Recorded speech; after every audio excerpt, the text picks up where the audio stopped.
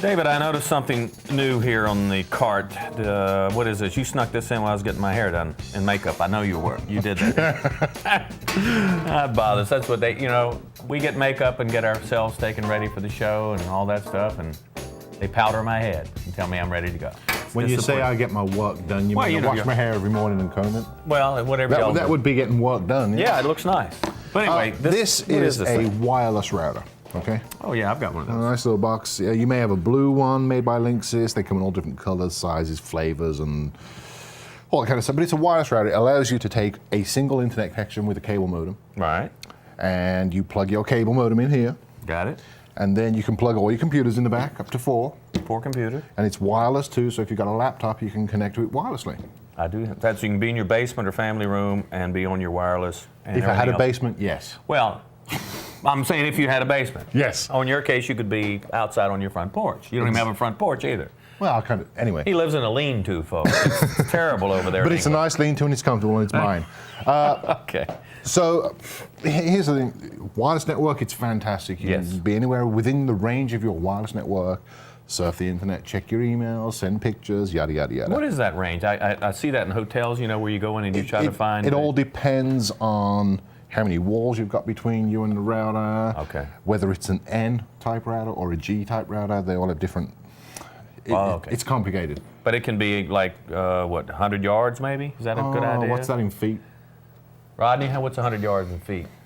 Three, it's 900 feet. Good answer. That'd be 900 feet. Am I wrong, folks? Email us. It's 900 feet, I believe. It's probably 3 less feet than that. in a yard. Okay. I don't know. Anyway, I'm just 4 feet in the yard. But anyway. I'd say a couple of hundred feet at the max. Well, that's not bad. That's why if you go to a hotel, you'll see they've got 3 or 4 of these things dotted around to give coverage for everybody. Right, okay. Okay, so I live in Salem, which is a 7-mile one-way trip here, okay? Got it. I ran a program on my laptop this morning from my house to the building here on Fallowwater at Cox. And this program detected 480 wireless networks. 480 wireless networks. And most of that journey was along 419. Right, Road. that's the main road. The good news is that 357 of those wireless networks were protected and secure. Yeah, because you see that at the hotel, you have to have some sort of a code to get in, right? It's called secured. The bad news is there were 123 that were unsecure. Now, they're probably businesses, right? Along Well, 419. Some of them are. I took a quick look through the list after I first got here, and there was probably 20 or so on there that should be open, like sports cafes, bars, that kind of thing. Yeah. But there was probably another 25 on there that were businesses that probably didn't need to have a wide open wireless network. And now let's start with the basics of wireless networks. Okay. Let's say you're going to rob a bank. Okay. Not again. No. Not that I condone crime, but let's say you're going to rob a bank. You're going to need people to conduct the robbery, and then you're going to need a getaway car and a getaway driver. That's what we use. So for the getaway car, had no gas in the car, and that was a big problem. For the getaway car, we use your vehicle, right? Okay, looks like a cop car. That'll be fine. Well, you don't use your own vehicle for a robbery, right? Oh, that's right. We didn't. We stole it. Exactly. Why? Because I didn't want to use mine. They didn't know it was me. Did I win something? Same kind of principle without the robbery in the car and the getaway thing with wireless networks. Okay. There's a lot of bad people out there on the internet that want to screw with your life. They want to steal your passwords, your files, your accounts, all that kind of stuff. Yes. If you've got a wide open network, it makes it much more easier for them to do it. There was a case a while back where it was somewhere in one of the middle states, and somebody had surfed child pornography using somebody else's wireless connection that wasn't secured. Right.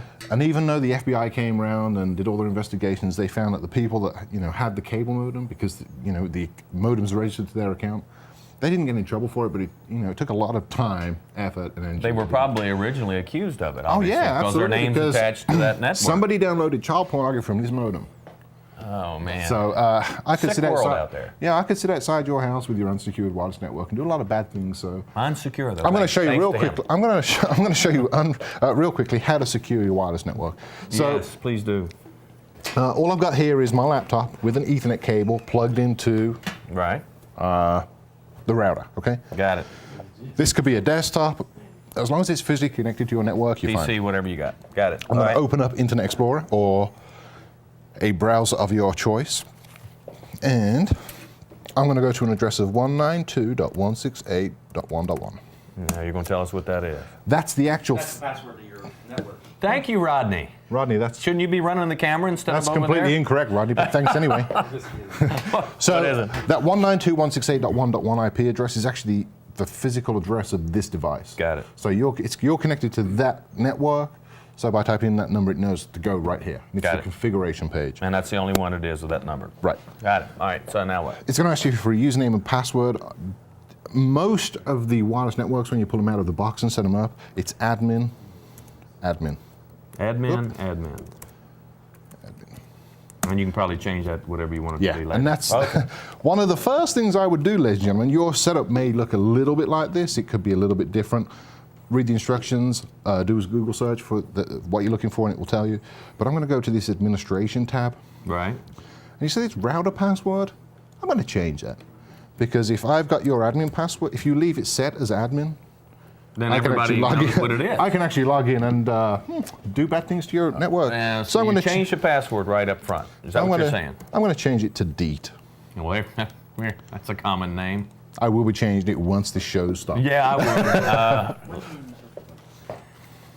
So we give it a second. It's going to ask for a username. Right. Username is still admin, but now my password is what you set it to, DEET. Very simple. Right. And can you change the admin name, or that's always going to be admin, right? You can. I'm just curious. I don't think you can on this one, but some routers do allow Okay. you to do that. All right. Next thing I'm going to go to is this wireless tab right here. And there's a couple, 3 ways you can set it up. If you've got Windows 7 and a device that supports Wi-Fi protected setup, you can do that real quickly. You push a button on the front here, and it tells you on here that there's a code you have to enter on each computer, and you type that code in, and it syncs it all up. But let's say, for example, that we don't have that. We're going to go to this wireless security tab also. Security mode is, and here's where you can choose what kind of encryption you like. Oh, okay. Most encryption can be bypassed and cracked if you've got the time, the energy, the effort, and a lot of time actually. People with nothing else to do. Yeah, it's going to take weeks to crack some of this encryption. So I'm going to go for the most common one which is out there, which what I noticed this morning, which is WP, which stands for Wired Equivalent Privacy. Okay. And basically you want to choose an encryption. Do you want 64-bit or 128-bit? The bigger the number, the more encryption it has. So I'm going to use 64 for this. Okay. Just to show us. Okay. Now you can either go in here and type in a 10-digit key, letters A through F, and numbers 0 through 9, or you can type in a passphrase. So let's do IOTV show. Got it. Which is our show, folks. Yeah. And then generate. And what it's going to do is actually going to give me 4 different keys that I can use. Right. And this little box here that's labeled 1, 2, 3, 4, I can choose which key this broadcasts at any one Uses. time. I see. So I'm going to choose key 4. Oh, I should Okay. just tell you 1 minute. So anybody that wants to connect to my network in future is going to have to type in that 950741938D. and the number. odds of that are pretty poor. Well, you can find that key, but you're going to have to literally sniff somebody's network for a while. Ah, that's too With a much work. bunch of tools and stuff, and it's just really not worth it. If you was living in a big city like Washington, D.C., and you're a government worker, I'd be pretty worried. Yeah. Yeah. But, little old Roanoke, there are bad people out smaller in Roanoke, cities. okay? So the bottom line of this whole segment here, folks, is make sure you're secure. Yeah. Period. Because you don't want bad people doing bad things Bad with things. your connection. Bad things Because like- guess who the cops are going to come after? That's right. That's why I'm going to take this. I'm a bad guy. I'm going to take this with me, folks.